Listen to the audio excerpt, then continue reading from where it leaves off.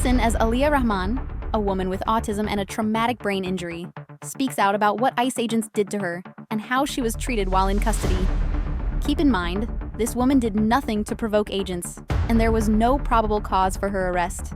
Another case of having the wrong skin color and being in the wrong place at the wrong time. Thank you, members, for taking time to be here today, and thank you, staff, for making this happen. My name is Aliya Rahman, and I am a resident of South Minneapolis. I'm a Bangladeshi American, born in northern Wisconsin, and I'm a disabled person with autism and a traumatic brain injury. Not all autistic brains do this, but mine fixates on sounds, numbers, and patterns.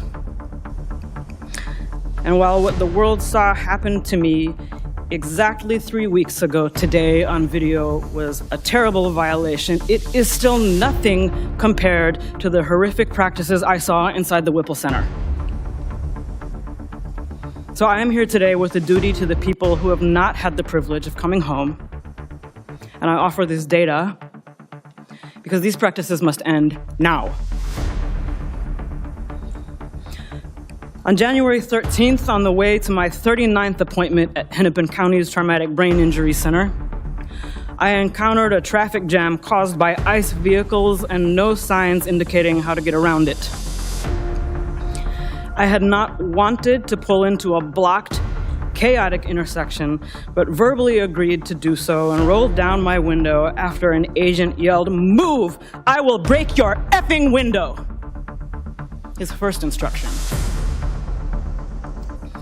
Agents on all sides of my vehicle yelled conflicting threats and instructions that I could not process while watching for pedestrians. Then, the glass of the passenger side window flew across my face.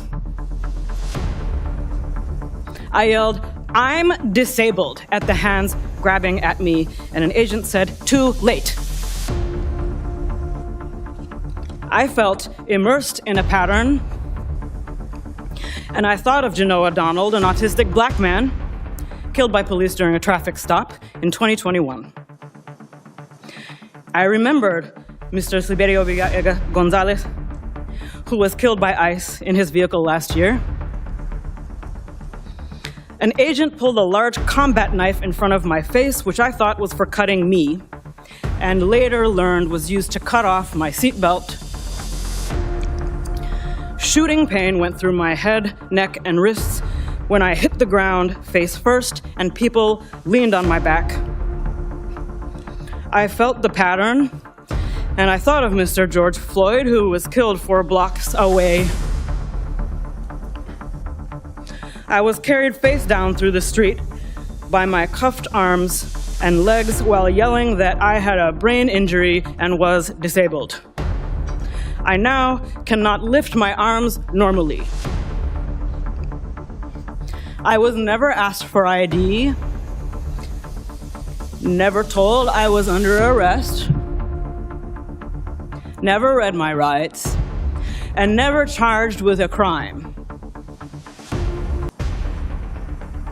Approaching the Whipple Center, I saw black and brown bodies shackled together, chained together, being marched by yelling agents outdoors. I continue to hear the word bodies because that is how agents refer to us. We're bringing in a body. They're bringing in bodies, 7, 8 at a time. Where do I put them? We can't use that room. There's already a body in there. You have no reason to believe you will make it out alive if you are already being called a body. Agents repeatedly had to stop and ask how to do tasks. I received no medical screening, phone call, or access to a lawyer. I was denied a communication navigator when my speech began to slur. Agents laughed as I tried to immobilize my own neck. I asked for my cane and was told no, pulled up my arms and prodded forward in leg irons by agents laughing and saying, "Walk, you can do it, walk." Agents did not know if the facility had a wheelchair. When I was finally placed in one to be taken to interrogation, an agent taunted, "You were driving, right? So your legs do work." I pleaded for emergency medical care for over an hour after my vision had become blurry, my heart rate went through the roof, and the pain in my neck and head became unbearable. It was denied. When I became unable to speak, my cellmate pleaded for me. The last sounds I remember before I blacked out on the cell floor were my cellmate banging on the door, pleading for a medic, and a voice outside saying, "We don't want to step on Ice's toes."